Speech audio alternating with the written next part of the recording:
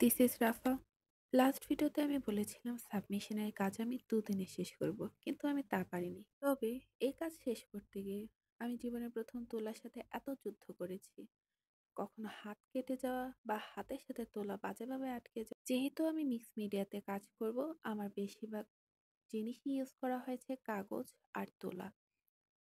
১ম ভেবেছিলাম কাজগুলো আমার জন্য অনেক সহজ হবে, কাগজ কাটবো আর বসাবো। কিন্তু আসলে জিনিসটা আমার ক্ষেত্রে একদমই তা হয়নি।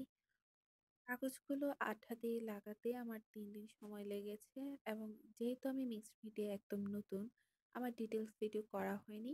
একটা সময় মনে হয়েছিল যে আমি সাবমিশনের কাজ সম্পূর্ণ করতে পারবো না।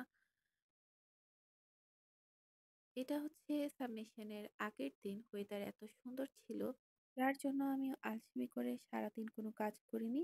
একদম রাতের বেলা আমি কাজগুলো নিয়ে বসেছিলাম। এবং এই হচ্ছে আমার টেবিলের অবস্থা। সারারাত আমি না ঘুমিয়ে সাবমিশনের কাজ শেষ করেছি। কাজগুলোকে আবার আমাদের A3 কাগজে প্রিন্ট করাতে হয়েছে। প্রিন্ট করার পর কাজগুলো দেখতে ভালোই লাগছিল। কিন্তু আমি এত তাড়ায় ছিলাম যে কাজগুলোর আলাদা করে ভিডিও করা হয়নি।